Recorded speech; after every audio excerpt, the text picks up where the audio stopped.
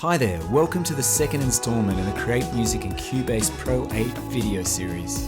In part 1, we came up with a very simple musical idea by using some of the creative tools inside of the software. Let's now develop that idea by recording some electric guitar tracks and a very simple vocal hook. We'll take the vocal hook and generate vocal harmonies. First, let's look at the electric guitar. Plug your electric guitar into an audio interface. I'm using the Steinberg UR44. I've got a number of plugins, so I'm using the search function to find the VST amp rack. Load up the VST amp rack, where you can choose from a number of carefully designed factory presets, or choose your own classic guitar amp and build your own pedal board, which you can insert pre or post. Let's go to the master channel and use the tuner function to tune up.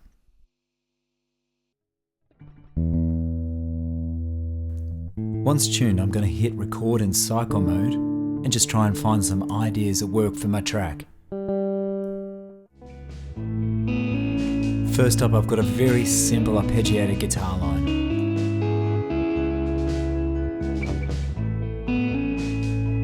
And now I can move on to try and find a hook or a riff. Everything has been neatly filed away in the track.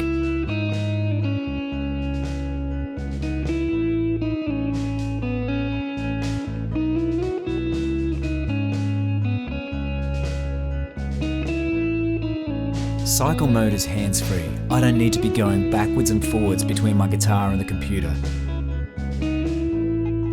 I hit record, step back, and let my focus move from being an engineer to being the performer. I'm free to come up with more musical ideas to complement my track. At this stage, it's not even about getting the perfect take. It's about being left alone to do your own thing. So I've come up with quite a few different guitar motifs which are all stored in the one track. You can view the takes by clicking on the lane button. You can also color code your recordings in your different tracks. I've grabbed the comp tool and I'm going to use the comp tool to preview the different takes that I've done. Let's not forget that there's a number of different parts in here. We want to extract those parts and put them into their own space within the project. You can combine takes by highlighting the section and clicking on it. This is useful if you like the first section of one take and the second section of the next. We can use the solo button to find the other guitar parts that we played. When you find a part you want to use, pick up on it and drag it down into a new blank space. Cubase allocates a new track with exactly the same track settings, so it will always sound the same as when you recorded it.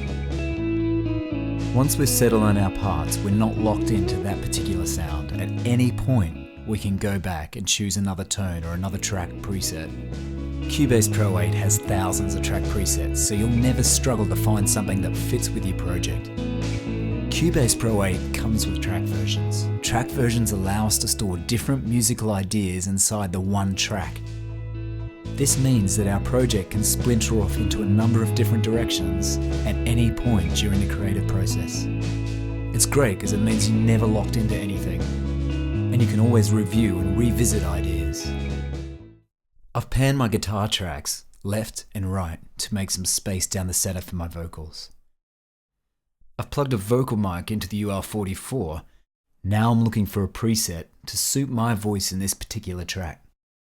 Preset can be any combination of EQ, effects, and the channel strip. I'll use the record enable button to preview the track and set the level.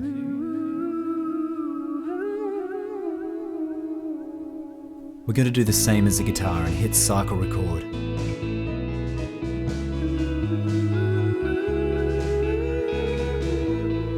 This is all about creating music, so I'm not going to worry about pitching or performance. I just want to be free to come up with a creative part or a vocal hook.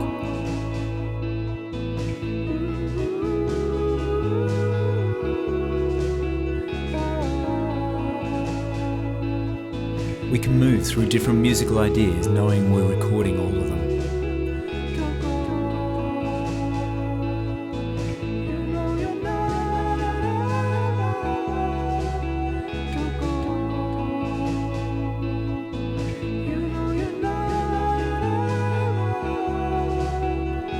When we've got an idea we like, we can focus more on the performance. It sounds cheesy, but I'm a big believer in sitting back and taking your time to find a creative idea. I think I'm onto something here. This is a nice idea that will work over the top of that original 4-bar loop that we pulled out of the media bay in the first tutorial video. Now we've got our vocals, let's go and use the comp tool to preview our takes and find a take that's going to work for us. I'm not the world's greatest vocalist, so some of the takes have some timing issues and some of them have some pitch issues. So I'm just going to find one that's close enough. If I double click on the take, I can open the waveform editor and move to Vary Audio, where I select all of my notes and I can universally apply pitch correction over the top of the whole take. I'm creating a new version so I can keep the original take. Use it moderately for a more organic sound, or a lot of it for more of a synthetic sound. We can also go in and change the pitch of one individual note. So we've got a lead vocal idea, but what about harmonies? Some of the best singers struggle to create harmonies. I've highlighted my main track, selected Generate Harmony Voices, and I'm going to select 3 harmony voices and 0 vibrato, and instantly Cubase has generated those 3 vocal harmonies.